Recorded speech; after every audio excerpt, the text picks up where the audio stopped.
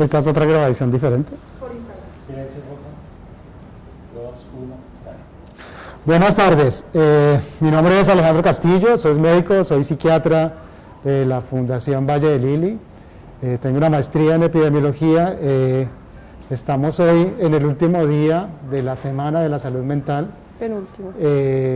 ¿Penúltimo? Sí. Sí, penúltimo, perdón, mañana hay una última sesión, mi cabeza ya está en viernes.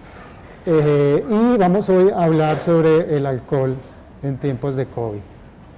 Me acompaña hoy la doctora Laura Isabel Potes. Un gusto estar con ustedes. Yo soy residente de tercer año de psiquiatría. Bueno, vamos a arrancar con el tema. La dinámica es la siguiente. Vamos a conversar un poco acerca del tema, unos 20, 30 minutos máximo. Y después vamos a tener un tiempo para responder las preguntas que ustedes nos hagan llegar a través del Facebook o del Instagram por el cual estamos en este momento transmitiendo. Arranquemos. Bueno, el tema que vamos a tratar hoy es el consumo de alcohol durante la pandemia, pero especialmente durante la primera parte de la cuarentena que fue tan difícil para todos. Y yo creo que una de las cosas que influyó un poco en que muchas personas cambiaran un poco la relación que tenían con el alcohol era que pues, la movilidad se restringió mucho. Entonces muchas personas que, por ejemplo, consumían alcohol los fines de semana con amigos o en contextos muy específicos, algunas de esas personas trasladaron ese consumo a la casa y es mucho más fácil en la casa pues uno tomar un poquito más de alcohol de lo que haría con amigos o hacerlo con un poco más. Pero adicionalmente, Laura, está el asunto de que digamos que los espacios en donde la gente se divertía, en los espacios en donde la gente socializaba, se redujeron, cambiaron, se modificaron y de alguna manera hubo una búsqueda de ese tipo de cosas que se han perdido por efecto de esta pandemia y particularmente, como lo decías tú, el efecto de la cuarentena que al inicio fue absoluta y total, ¿no? Claro, muchas personas se les fue restringiendo las posibilidades de, bueno, ¿qué voy a hacer hoy para divertirme? Y ya no puedo, no sé, salir a un parque, ir a compartir con otros, entonces, pues algunas personas buscaron en el alcohol eso. Otra cosa que yo pues escuché, no sé si el doctor lo escuchó, era en algunos países se hablaba que tomar alcohol podía prevenir el COVID, que si uno estaba infectado se lo mataba en el cuerpo. Parte de lo que nos ha dejado toda esta situación es la circulación de la información, la manera como quizás las mismas redes sociales han funcionado en términos de cómo circula la información y de esa información cuál es cierta y cuál no es tan cierta y cuál tiene, digamos que un sustento científico, por decirlo de alguna manera, y cuál no. Entonces una de estas cosas es esa información acerca del alcohol, al punto de que se utilizaba incluso como una prueba diagnóstica, ¿no? ¿Cómo era la prueba diagnóstica del COVID? La prueba doctor? diagnóstica es, y circuló en las redes, huela, saboree el alcohol, porque si usted lo huele y lo saborea, quiere decir que no tiene COVID, ¿no? Y ante la duda, si se acaba la botella y nada, ahí de pronto hay un problema, algo así. Sí. Bueno, y aprovechamos pues para aclarar que toda esta información era falsa, o sea, eran ejemplos de cosas que circularon y pues que no tienen realmente una base. Un asidero, sí, ningún asidero. Bueno. Pero ahí hay una cosa que es importante y es no satanizar el consumo, ¿no? El 80 y pico por ciento, 87, casi que el 90% de los colombianos, según el último estudio que realizaron en el 2019, consumió alcohol o ha consumido alcohol a lo largo de la vida. Entonces, digamos que el porcentaje de abstemios en nuestro país es del 13%. Hay una diferencia, y por eso digo lo de satanizar el consumo, entre consumir y tener un problema con el consumo del alcohol, ¿no? Sí, que era uno de los puntos es que, bueno, sería bueno acá hablar un poco, aclarar términos. O sea, cuando existe un consumo, cuando existe ya un trastorno por consumo de alcohol, que ya es una cosa un poco más, o sea, ya es un trastorno, ya es una enfermedad, y ya es una condición que no depende solamente de que la persona consuma o no consuma alcohol, sino que es una condición pues, que ya tiene muchos factores, que no solamente es el consumo, sino que también tiene unos factores biológicos, unos factores sociales, culturales, psicológicos, culturales, que ya llevan a que las personas que tienen este trastorno ya tengan alteraciones a nivel cerebral, que hace que la relación con el consumo cambie, que ya ellos no tengan esa capacidad que tiene una persona sin el trastorno de controlar el consumo. Sí, adicionalmente, quizás el punto es cómo pasa de ser un elemento que está en la socialización con otros a una necesidad que se construye a través de estos cambios físicos que ocurren en el cerebro, pero además de eso, en cómo se construye un patrón de consumo y qué consecuencias tiene ese consumo en la vida de todos los días. Ahí es donde empieza a haber un problema, ¿no? Claro, porque también el consumo de alcohol, bueno, no solamente se puede hablar solo como sustancia, sino que regular el consumo de alcohol es parte en general de llevar una vida saludable. Y pensar que haya una sociedad sin consumo es utópico, ¿no? Sí. Eso no va a ocurrir. Sí. O sea, el alcohol va a estar ahí, como van a estar las otras sustancias, y la idea es construir, como dice Laura, una relación con el alcohol que va a estar ahí, y que el 87-90% de la gente consume, y mirar qué pasa con cómo la persona consume al punto de que sea un problema o consume como una manera de socializar con otros, ¿no? Y ahí, bueno, ahí está el otro término. Tenemos personas que consumen cualquier cantidad de alcohol, que es consumo. Tenemos ya el otro extremo que ya definimos un poco, que es el trastorno por consumo de alcohol, que es la enfermedad, y tenemos como ese intermedio, que es el consumo de riesgo. El consumo de riesgo es una categoría que definió la Organización Mundial de la Salud con una intención más de prevención. Y la idea es que hay personas que, no teniendo un problema clínico con el alcohol, tienen consumos de alcohol que los lleva a tener riesgos cuando están en consumo de alcohol. Riesgos como accidentes de tránsito, riesgos de violencia común, de violencia familiar, de relaciones sexuales no protegidas. Y riesgos biológicos, porque también la cantidad de alcohol, digamos, si ya hablamos de un consumo de riesgo donde la persona está consumiendo unas cantidades de alcohol mayores, pues se relaciona igual con problemas gastrointestinales, aumenta el riesgo de cáncer. Entonces también, de pronto la persona no tiene un trastorno por consumo de alcohol, pero puede tener un consumo de alcohol cuyos volúmenes lo ponen en riesgo. Y ahí hay un patrón que es muy frecuente en nuestra cultura, que es un patrón en donde la persona consume grandes cantidades de alcohol en tiempos muy cortos, que en la literatura se llaman atracones o binge, para usar la palabra en inglés, y es muy frecuente en nuestra cultura, que es un tipo de consumo que adicionalmente presenta todos estos riesgos que hemos estado mencionando, ¿no? Y bueno, lo interesante de ese tipo de consumo es que es como si las personas ahorraran, que se dice, listo, se puede consumir una cantidad moderada de alcohol, que una cantidad, bueno, ahorita definimos un poco lo de qué es un BTU, pero una cantidad, digamos, moderada de alcohol para una mujer sería máximo entre 2 y 3 unidades, o sea, 3 bebidas al día, y en un hombre, pues más, sí, o sea, más de 3. Pero yo quiero hacer un énfasis, Laura, en lo de la cultura, porque hay culturas en donde el alcohol está en la mesa todos los días, ¿no? Pero no se consume de una manera desaforada, por decirlo de alguna forma. Y ahí está el concepto de la unidad de bebida estándar, ¿no? Sí, que no es un concepto tan fácil, pero es útil. O sea, una vez uno lo... Sí, o sea, una vez como que uno lo desmenuza un poco, es un concepto útil porque, pues no sé, las personas que nos están viendo lo podrán comprobar. Si ustedes van a un centro comercial y van a comprar una cerveza, hay cervezas de muchas concentraciones, y si van a otro país, pues van a encontrar y de tamaños, porque también hay la que es grande. Y lo mismo con las copas de vino. Hace poco vi... Pues el Poquerón, no sé si has visto ahora lo del Poquerón. Ah, ¿con un alcohol? Sí, es una cerveza que tiene mucho más volumen, y eso implica mayor cantidad de alcohol en el cuerpo, ¿no? O estas copas que venden como un regalo medio de broma, que dice, es mi copa al día, y es, o sea, te van a sacar una botella ahí. Entonces, bueno, el concepto, la OMS habla que un BTU sería más o menos lo equivalente a tener de unos 10 a 12 gramos de alcohol. Entonces, bueno, eso es fácil decirlo, pero ¿cómo se calcula? Yo pues me tomé el ejemplo de coger una cerveza para ver, digamos, para hacer el ejemplo. Entonces lo vamos a hacer con una cerveza que encontré, que tenía 269 mililitros. Y uno revisa la lata, y la lata le dice que tiene 4% de alcohol. Entonces, listo, ¿cómo vamos a calcular cuántos gramos de alcohol tiene esa cerveza? Entonces, tomamos el volumen, los 269 mililitros, entonces por 269, y lo multiplican por el porcentaje de alcohol. En este caso, como dice que tiene el 4%, lo multiplicarían por 0.04.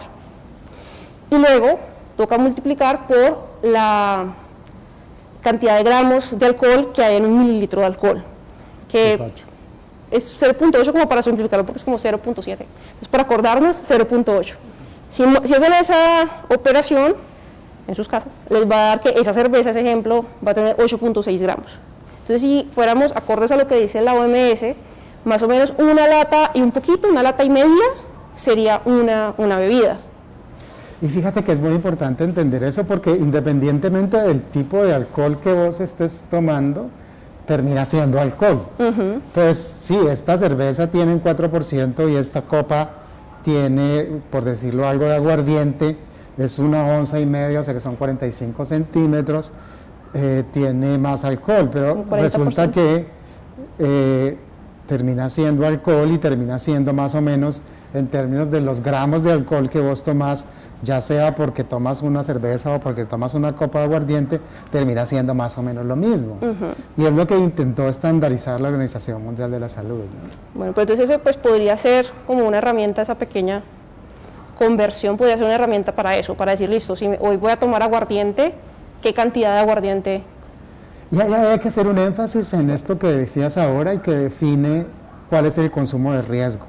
O sea, si te tomas más de 3 cervezas para una mujer o más de 3 copas, incluso a veces hablan de 2, ya estás en un consumo de riesgo y no es una cosa como aleatoria o caprichosa. No, hay estudios que han demostrado que si te subís a un carro después de haber tomado 2 o 3 unidades de bebida estándar, pues ya tienes un mayor riesgo de tener un accidente de tránsito o hay un mayor riesgo de lo que hemos hablado ahora, de violencia, etcétera, etcétera. Bueno, y ese es otro punto importante, que el consumo de riesgo no siempre es por cantidad, sino también por situaciones. O sea, si tenemos una mujer que esté en embarazo, una gestante que consuma, ahí sí, pues por más que sea un cuarto de lata de cerveza, vamos a hablar de un consumo de riesgo porque se está poniendo en peligro la vida del feto. O antes de hacer alguna actividad de riesgo, antes de una cirugía, pues nadie va a querer que su médico se tome una cerveza. Ese es un patrón, o bueno, un tipo de consumo. Luego viene el patrón. Y si ustedes entienden, es como que ya hay una frecuencia, ya hay como una manera de beber. Entonces, ya lo hago todos los fines de semana. Hacerlo ya todos los fines de semana implica que ya hay un patrón de consumo y probablemente hay una serie de consecuencias de ese tipo de consumo, ¿no? O no puedo disfrutar una actividad si no hay alcohol. No puedo, no sé, ir a un concierto, bailar, si no hay alcohol de por medio, que pereza una fiesta sin alcohol. Eso también es, o sea, comienzan a haber como una necesidad, unas asociaciones que no son saludables. O al otro día dejo de ir a trabajar, o no entrego el trabajo en la universidad que tenía que entregar, o no preparé lo que tenía que preparar, bueno, qué sé yo, hay una serie de problemas a nivel de las relaciones interpersonales, o con la familia, o con la pareja. Entonces, fíjese que ahí ya hay un patrón en la forma como se consume y hay unas consecuencias, y no son solamente en la salud física, ¿no? En otras muchas áreas. Sí, en la parte social, o sea, muchas personas pueden comenzar a consumir para sentirse, por ejemplo, menos solas. Es una de las razones que a veces la gente da. Y es una de las cosas que pasó ahora en la pandemia, ¿no? Sí, o sea, que una soledad física, o sea, es un aislamiento real. Y muchas personas decían, bueno, pues no estoy con mis amigos. Claro que vi algunas fiestas virtuales donde las personas pues consumen virtualmente en conjunto, pero sí, o sea, la soledad. Corre todo. Sí, pero bueno, la soledad es uno de los motores grandes para muchas personas buscar el alcohol. Y ahí está esta hipótesis del autotratamiento que aparece en la literatura y que ha sido estudiada, y es cómo la gente llega al alcohol para tratarse de ansiedad, para tratarse de insomnio, para tratarse de la tristeza, como una manera, como un camino de llegar allá, ¿no? Bueno, y ahí sí, ahí llegamos un poco a lo que el doctor hace un poco hablaba, que era, ¿yo por qué consumo alcohol? Porque es diferente, listo. Me voy a tomar X trago, esta copa de vino, porque me gusta el sabor, porque qué rico acompañarlo con una comida, porque disfruto el momento, a pues lo que uno muchas veces ve es, no, esto no me sabe tan rico, pero me lo voy a tomar porque voy a buscar eso, o sea, voy a buscar sentirme más contento, sentirme más tranquilo. Más relajado, más Ser más sociable. sociable. Y ahí lo interesante es que, por ejemplo, si alguno de las personas que está viendo está consumiendo alcohol, digamos, porque no pueden dormir, uno dice, bueno, a corto plazo como que puede inducirme de un sueñito, pero realmente es un sueño que no es reparador, Sí, o sea, que las ondas, o sea, los cambios que tienen que haber durante el sueño para descansar y al otro día decir, listo, dormí bien, tengo un buen día, no se van a dar con el alcohol. Sí, el alcohol produce un sueño no reparador, ¿no? Altera lo que se llama la arquitectura del sueño y hace que el otro día el sueño no sea no cumpla su función que debe cumplir. Y afortunadamente pues hay otras estrategias que se pueden utilizar que son más seguras y más efectivas, porque estamos diciendo que realmente el alcohol para dormir parece que sirviera, pero no, o sea, el otro día se van a dar cuenta que no es lo más eficaz, pero también pues hay estrategias más seguras, no solamente farmacológicas, sino también otros cambios que se pueden hacer. Una de las cosas que yo he visto en la consulta ahora, en esta pandemia, es que la gente llega diciendo, quiero dejar de fumar, ¿no? Y la pandemia ha servido para que mucha gente deje de fumar. Y ahí hay un asunto del cigarrillo con el alcohol también que aparece y algunas veces aparece junto, ¿no? Entonces, en ese proceso de dejar de fumar, se tomaba una copa y entonces volvía al cigarrillo, simplemente para mencionar que hay una cosa que está un poquito revuelta y que va a veces como de la mano, ¿no? Entonces, todas esas personas que quieren dejar de fumar, ¿cuál sería la relación de ellos con el alcohol? La idea es que también sea cero. Que aprovechen. Porque, pues, repito, una cosa usualmente lleva a la otra con relativa frecuencia. Y el dejar de fumar, pues, puede generar ansiedad. También. Y que las personas podrían de pronto autotratarse de la ansiedad con alcohol. Sí. Que tampoco es lo más. Por ahí hay una frase de Mark Twain que dice que dejar de fumar es fácil. Yo lo he hecho 17 veces.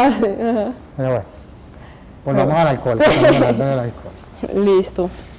Ahí hay un asunto y es que quiero que se fijen que nunca hemos utilizado aquí la palabra alcohólico, ¿no? Este término ya no está en nuestra clasificación médica, primero porque es un poco peyorativo, pero además de eso porque la gente tiene una idea equivocada de lo que es.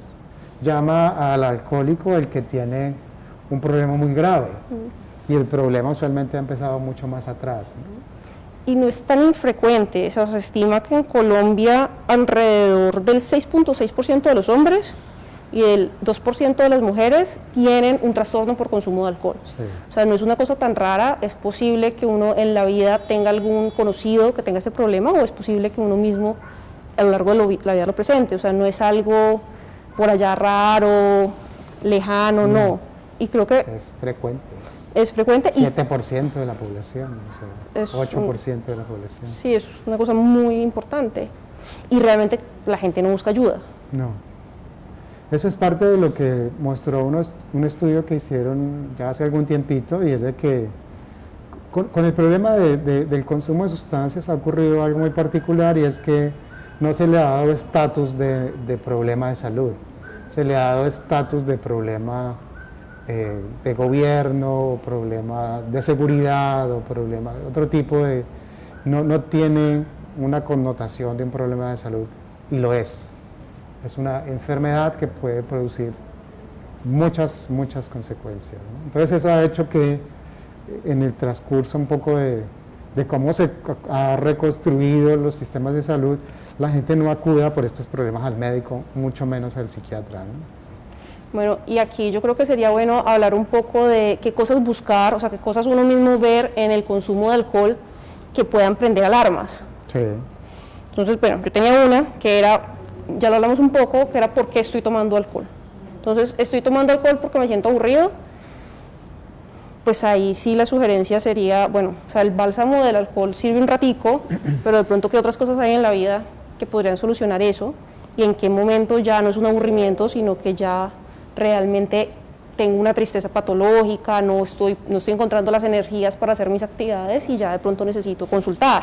Y es una cosa que hacemos los psiquiatras en la consulta, ¿no? Cuando la persona llega a la consulta, o ya sea porque cree que tiene un problema del alcohol o porque tiene otro problema, pues buscamos si tienen problema de alcohol, si hay otros problemas asociados, depresión o un problema de ansiedad, o si llega por un problema de ansiedad o depresión, si hay algún problema con el consumo del alcohol, porque también es relativamente frecuente la coocurrencia de las dos situaciones, ¿no? Listo, y lo que hablamos ahora, si, por ejemplo, si uno está tomando alcohol no porque le gusta, sino porque está nervioso, porque necesita relajarse, pues realmente el problema pueden ser los nervios y puede ser como la necesidad de buscar otras estrategias más que, o sea, para evitar, digamos, más adelante tener problemas como tal con el alcohol. Bueno, lo otro es evaluar uno cómo se siente con el consumo de alcohol, porque hay personas que dicen, no, pues realmente yo lo consumo, no creo que esté ansioso, no creo que esté aburrido, pero yo no me siento tan cómodo, yo he tratado de cortar, o sea, como que yo no creo que tenga un problema de alcohol, pero he tratado de disminuir y termino consumiendo lo mismo. Me compro las cervezas para el mes y a la semana otra vez estoy saliendo a comprar. Y es muy particular porque entonces los pacientes le dicen a uno, no, yo no tengo problema con el alcohol. Entonces dicen, bueno, entonces contame con qué frecuencia. No, todos los fines de semana. Entonces, ¿no tienes un problema con el alcohol? No, el alcohólico es aquel que necesita tomar el alcohol. Que en el trabajo toma. O que no puede parar, sino, no, o sea, el problema. Y la pandemia, de hecho, en términos de, como decías tú al principio, que haya más oportunidades de que ese tipo de consumo se dé, ¿no? Y que el consumo de alcohol entre en espacios que antes uno pensaría que no sería apropiado. Por ejemplo, bueno, eso es lo que uno ve en redes sociales y en eso que algunas personas han empezado con todo esto del trabajo, digamos, a tomar durante la jornada laboral, cuando antes no lo hacían. O sea, antes, listo, de pronto llegar a la reunión con el jefe con un pan de tragos encima sería impensable, y ahora, bueno, no me van a ver la cara, igual estoy desde mi casa, se facilita eso, y eso pues también puede ser de riesgo. Y es una de las cosas que decías tú ahora, sirve para activar las alarmas, ¿no? Que eso esté pasando, hay que activar las alarmas. Bueno, otra cosa que puede ayudar para activar alarmas es si alguna vez se ha tomado alcohol para evitar efectos malucos, por ejemplo, para evitar el guayabo, que lo hacen a veces. Y con relativa frecuencia, ¿no? Como el otro día te tomas otro para emparejarte, ¿no? Pero eso también es alarma, o sea, eso claro, es muy riesgoso. Alarma. Eso está queriendo decir que en tu cuerpo están pasando cosas que hacen pensar que ahí hay un problema con el alcohol. Entonces, pues, estar atentos a eso. ¿Hay preguntas ya? Bueno.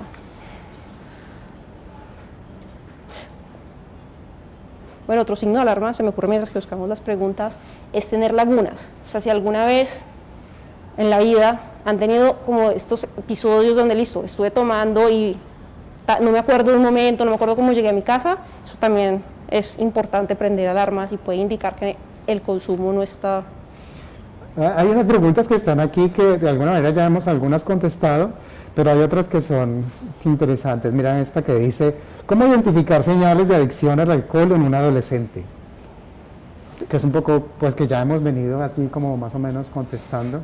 Y en un adolescente muy importante, por ejemplo, para los adolescentes usualmente lo social es muy importante. Ajá. Entonces, por ejemplo, algo de alarma podría ser, no, él prefiere no salir con X grupo de amigos, sino con X, sino con Y, porque en el X no consumen alcohol, entonces está dejando de hacer una actividad que antes disfrutaba, que es, por ejemplo, socializar con X grupo, porque en este sí hay alcohol, eso podría ser una señal de alarma. O que cada vez que consuma se intoxique, se embriague, ¿no? O sea, que los consumos sean de cantidades importantes. Y en esto es muy importante señalar que es en el adolescente, porque en la adolescencia, digamos que es un punto crítico. Es un punto crítico donde hay que hacer algún tipo de intervención si este tipo de señales, de banderas rojas aparecen, sí. ¿No? Bueno, y también si comienza a tener problemas por el alcohol, que estrelló el carro, que le robaron la billetera, que se metió en una pelea con algún amigo bajo los efectos del alcohol, o sea, cosas que muchas veces en nuestra cultura se normalizan, como que no, si es que estaban borrachos y pelea de borrachos, pero pues que realmente deben prender alarmas.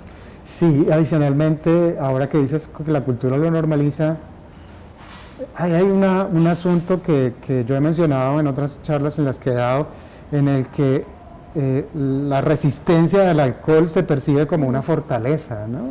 Y en el adolescente eso es relativamente frecuente. Y en los varones más que en las mujeres. Sí, es una cosa ahí como de fuerza masculina.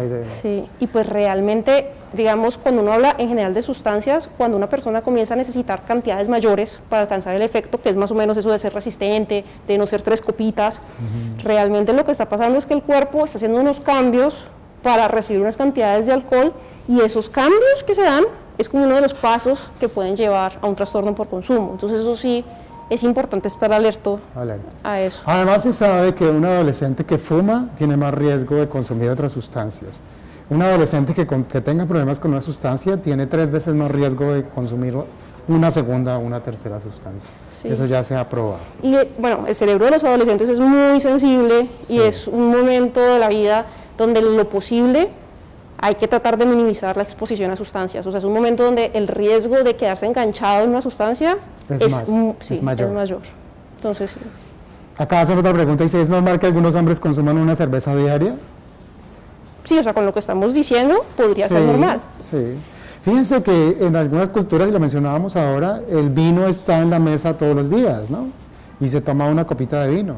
O sea, si es una copa, no pasa nada, ahí no hay ningún problema. No, lo importante es no ahorrarlas, porque hay personas que me dicen, bueno, como una copita al día está bien, entonces yo me las ahorro y yo el domingo me tomo las 7 copitas, eso ya sería un atracón, o sea, no cuenta ahorrar. Hay algo que están aquí que tú ya habías mencionado, dice, hay gente que dice que toma licor para supuestamente relajarse. ¿Qué opinan de esto? ¿Qué se puede hacer frente a esto?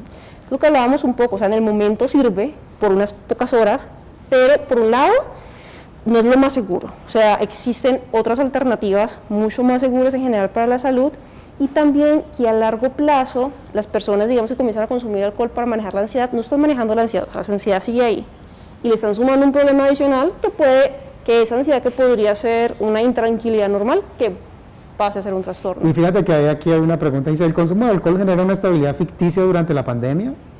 Que es un poco lo que estás diciendo. Lo que pasa es que el alcohol sí tiene efectos sobre la ansiedad, ¿no? O sea, baja la ansiedad, pero lo que dice Laura, es decir, no es una solución para el problema de la ansiedad. Probablemente usted está generando un problema tratando de encontrar una solución. Es como el que se endeuda para pagar una deuda, es algo así, ¿no? Entonces no termina siendo una solución. Puede ser que el alcohol tranquilice, pero no es una solución, está generando otro problema. Y que realmente existen alternativas, o sea, yo sí creo que es importante resaltar eso, o sea, existen alternativas no solamente desde psiquiatría, o sea, porque hay personas que sí tienen un trastorno de ansiedad y que van a necesitar una ayuda médica especial, pero también hay otras alternativas, hay personas que han descubierto en esta época la meditación, el ejercicio, el yoga, o sea, otro tipo de actividades que les pueden ayudar a regular un poco. Hay mucha evidencia de intervenciones no farmacológicas, de la misma psicoterapia, que son útiles en el tratamiento de la ansiedad, no el alcohol. ¿Es cierto que es bueno para la salud tomar una copa de vino antes de dormir?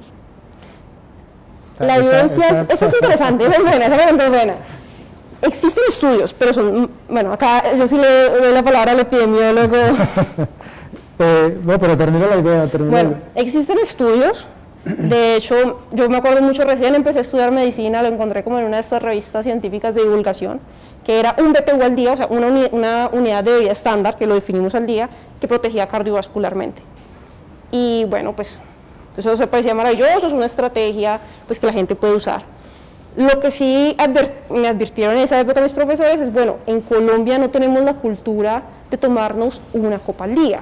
Sí, o sea, difícilmente bueno, además que si es una botella de vino y uno se toma una copa, al otro día ya no va a saber tan bien, entonces tampoco desde el gusto es tan factible, entonces muchas personas esa copa al día terminan consumiendo varias. Pero lo otro es que realmente esos estudios, cuando los han revisado, metodológicamente no son los mejores. No.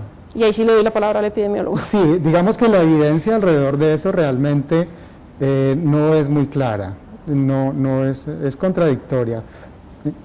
Fue una cosa en la que se generó y que en algún momento, a veces de tanto repetirla, empieza a pensar que es verdad, pero realmente la evidencia de los estudios epidemiológicos con eso todavía no es muy clara. No es muy claro. Pero ahí hay una cosa importante y es, porque la pregunta de alguna manera lo sugiere, y es antes de dormir. Bueno, y eso sí, hay yo diría que deberíamos prender nuestras alarmas y decir, listo, si es antes de dormir, dormir es importante y dormir es bueno para la salud, pero si está tomando una copa de vino antes de dormir, pues yo entiendo que es como para poder dormir mejor. Y entonces yo diría, bueno, no, necesitamos es mejorar el patrón de sueño y realmente pues no estamos tratando el problema que es una alteración del sueño y las alteraciones del sueño sí son graves para la salud en todo.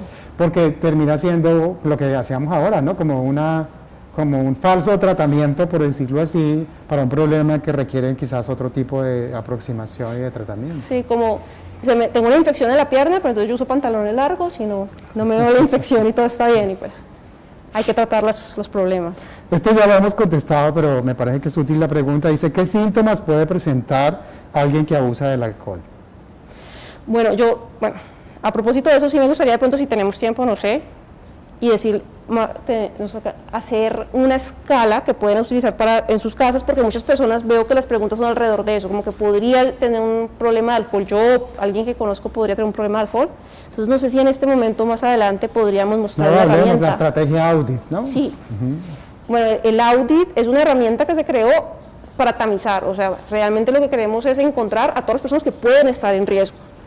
Entonces, pues en esta oportunidad la idea es que ustedes en sus casas puedan buscar algo con que anotar. Yo les voy a leer una serie de frases y ustedes me van a escribir su respuesta, o sea, el número equivalente a su respuesta. Vamos a sumar al final y, digamos, eso podemos hacer algunas recomendaciones generales. Bueno, entonces la primera pregunta. ¿Con qué frecuencia consume alguna bebida alcohólica? Si nunca, marque 0. Si una o menos veces al mes, marque 1. De 2 a 4 veces al mes, marque 2, de 2 a 3 veces a la semana, marque 3, y 4 o más veces a la semana, marque 4. La segunda pregunta, ¿cuántos tragos suele tomar en un día de consumo? Si usted consume 1 o 2 tragos, escriba 0, 3 o 4, escriba 1, 5 o 6, escriba 2, de 7 a 9, escriba 3, y si toma 10 o más tragos, escriba 4. La tercera pregunta, ¿con qué frecuencia toma 6 o más tragos en un solo día de consumo?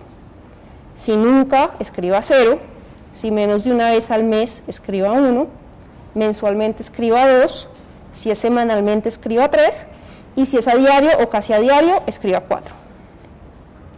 La cuarta pregunta, ¿con qué frecuencia en el curso del último año no ha podido parar de beber una vez ha empezado?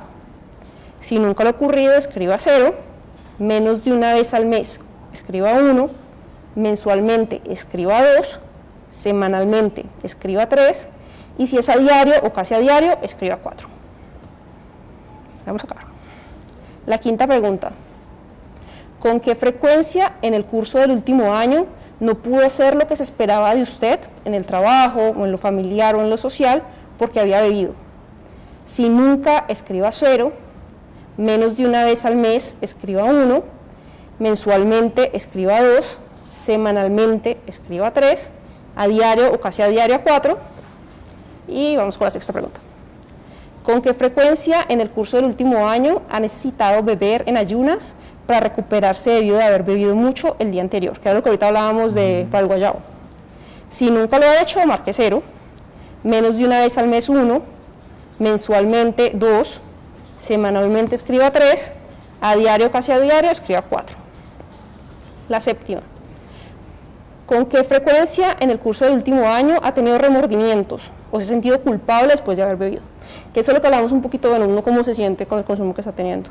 Si nunca le ha pasado, marque 0, menos de una vez al mes 1, mensualmente 2, semanalmente 3, y si es a diario, casi a diario, 4. ¿Con qué frecuencia en el curso del último año no ha podido recordar lo que sucedió la noche anterior porque había estado bebiendo? Las famosas lagunas. Las lagunas que hablábamos ahorita. Y bueno, lo mismo, si nunca 0, menos de una vez al mes 1, mensualmente 2, semanalmente 3 y a diario, casi a diario, 4. Ya vamos para las últimas 2. ¿Usted o alguna persona ha resultado herido porque había bebido alcohol? Porque usted había bebido alcohol. No, marque 0. Sí, pero no en el último año, escriba 2. Y si fue sí, en el último año, escriba 4. Por último, algún familiar, algún amigo, algún médico o algún otro profesional sanitario ha mostrado preocupación por su consumo de bebidas alcohólicas o le ha sugerido que considere dejar de beber. Si nunca le ha pasado, marque 0. Si le ha pasado pero no le ha ocurrido en el último año, marque 2. Y si durante el último año le ha ocurrido, marque 4. Bueno, entonces ahora sumen de esas 10 preguntas sus puntajes. Y ahora sí, pues vamos un poco a las recomendaciones. Un paréntesis ahí. Si se perdieron, usted lo googlea, marca audit, todo en mayúscula, y la escala le sale gratuita en español. Esta es una escala que diseñó la Organización Mundial de la Salud con la intención de identificar personas a riesgo, ¿no? Y que uno mismo puede hacer el examen, o sea, no necesita. Listo, entonces ahora sí, las mujeres. Para las mujeres, si obtuvieron entre 6 y 19 puntos, eso indica que usted puede ser una bebé de riesgo. En ese caso, pues la sugerencia sería que fueran a su médico de cabecera. Si tiene más de 6 puntos y usted es una mujer, consulte por el asunto, hable con alguien, consulte. Sí, porque también es importante hacer exámenes y mirar realmente qué está pasando y hacer una valoración más completa. Si usted es mujer y obtuvo más de 20 puntos, ahí la sugerencia sí sería como que se prendieran sus alarmas y que usted considerara ya asistir a una consulta por un profesional de salud mental. Sería la recomendación. Bueno, ahorita para los hombres. Para los hombres el punto de corte es un poquito más alto. 8. Sí. Entonces, si tiene entre 8 y 19 puntos, y usted es un hombre, puede ser un bebedor de riesgo. Entonces, en ese caso, igual que a las mujeres, le recomendamos que consulte a su médico de cabecera o sea su profesional de confianza. Si obtuvo más de 20 puntos, lo mismo. O sea, existe el riesgo que usted tenga un trastorno. Hay una alta probabilidad. Sí, hay una alta probabilidad. Entonces, sería la sugerencia es que ustedes evalúen si vale la pena para ustedes por los riesgos que están incurriendo su salud o no, acudir a un profesional y a un profesional de salud mental, los de más de 20. Bueno, fíjense que hay un poco, y con esto de la pregunta de qué síntomas puede presentar, entonces está la manera como bebe, la cantidad, la frecuencia, lo que pasa el día después de que bebe, lo que ocurre cuando está bebiendo. La sensación de pérdida de control. La sensación de pérdida de control, la culpa, los remordimientos, las alteraciones en la memoria. Ahí están como las manifestaciones un poco para darle respuesta a esta pregunta. Sí, y los problemas con los otros, que también ahí lo decían, que otra persona le ha dicho, está generando algo de incomodidad en el medio, eso también puede ser uno de los síntomas. Bueno, hasta ahí las preguntas. No sé si hayan más preguntas, ¿no? Bueno, no sé si ahí se nos queda algo entre el tintero. No, en general, como les decíamos, la idea no es satanizar el alcohol, la idea no es decir que consumir alcohol en sí para todas las personas sea un problema. Lo importante, como casi todo en salud, es encontrar un equilibrio y realmente encontrar una forma en la que ustedes puedan disfrutar de las diferentes cosas de la vida, incluyendo el alcohol, sin, digamos, minimizando los riesgos para su salud, sería la recomendación. Sí. De todas maneras, este es un tema que a veces genera muchas inquietudes, es un tema que algunas veces, digamos que genera resistencia a la hora de consultar. De suyo ya es para mucha gente difícil consultar al psiquiatra, ¿no? Entonces, todavía a veces genera mucho más resistencia tener que consultar al psiquiatra o al médico, digamos en particular, por un problema en el consumo del alcohol. Una cosa que yo les digo a los pacientes cuando tienen el deseo de cambiar sus hábitos de consumo es que usualmente la gente está lista cuando está lista. Si usted ha pensado que usted necesita ayuda, escuche a alguien más, escuche a alguien que le pueda ayudar, escuche una voz que le pueda opinar desde afuera, vea, yo veo esto, yo creo esto, yo considero que usted necesita esto, o que le diga, no pasa nada. Sí, bueno, lo otro importante en lo que los otros dicen es, muchas personas describen sentirse atacadas cuando alguien comenta sobre el consumo de alcohol. Como en el entorno familiar y eso. Sí, como que bueno, ¿y por qué vienen acá a fiscalizarme, a criticarme el consumo? Y no estamos diciendo que necesariamente el familiar tenga la razón, pero sí de pronto aprovechar esas preocupaciones y decir, bueno, ¿qué es lo que te preocupa? Y realmente qué está pasando, que las alarmas de ese ser querido se prendieron. Y es uno de los puntos del audit, ¿no? Alguien le ha dicho que usted tiene problemas, alguien le ha dicho que sería bueno que hablara con alguien del asunto. Ahí también hay otra bandera roja que aparece y que hay que tener en cuenta. Y bueno, y en el caso de las personas que pueden tener problemas de alcohol, también es importante decir que hay, o sea, hay manejos, hay cosas que se puede hacer para Ok. ayudarlos. Sí, es importante eso. O sea, no es que las personas que tienen un trastorno por consumo de alcohol, listo, van a tener una cosa de las que no pueden salir, que solamente a punta de, no sé, de fuerza de voluntad van a salir, no. O sea, hay estrategias desde lo médico y desde, digamos, grupos que Lo que pueden ayudar, psicoterapéutico. lo psicoterapéutico, que pueden ser muy útiles. Y ahí es muy importante entender eso, y es que no se trata de formularle a alguien un medicamento solamente, ¿no? De hecho, muchas de las estrategias que han demostrado ser muy efectivas son estrategias que se realizan cuando el paciente se identifica en un momento en el que está empezando a tener un problema. Ahí la intervención usualmente es mucho más efectiva, y son intervenciones de tipo psicoterapéutico. Las intervenciones más de tipo medicamentos y eso las dejamos para el caso del paciente que, además del problema con el alcohol, tiene otro problema de depresión, de ansiedad, de insomnio, qué sé yo, o que ya tiene un consumo muy elevado, complejo, de alcohol. Bueno, que eso también podríamos aprovechar para decir, el hecho de ir al psiquiatra no significa que van a salir medicados. Medicados, sí. Porque hay muchas personas que prefieren no recibir medicamentos y dicen, no, yo no voy al psiquiatra porque yo no quiero, o sea, no está dentro de lo que yo quiero para mi vida, no quiero recibir psicofármacos por mis creencias o por mis preferencias O por mis temores. o por mis temores. Entonces, o sea, no es que ir al psiquiatra sea, bueno, muchas personas se benefician de los medicamentos, pero también que las personas tengan la seguridad que no es como automáticamente. Sí, no es la única cosa que hacemos, ¿no? Exacto. Sí, eso sería importante. Bueno, Bueno, muchas gracias por estar presentes. Esperamos que las dudas hayan quedado resueltas. Es un tema que para mí es muy interesante. He trabajado en él durante algunos años. Si necesitan ayuda, incluso hay una carta de la salud de las que la Fundación produce mensualmente, que habla sobre el tema en específico. Ahí está la referencia al audit. Y de todas maneras quedamos atentos a la información que pueda aparecer, a las preguntas que puedan aparecer para continuar ofreciendo mayor información. y los invitamos a continuar pues asistiendo a las actividades de la Semana de la Salud Mental. Mañana va a ser la última de las ¿Mañana de qué van a conferencias. hablar?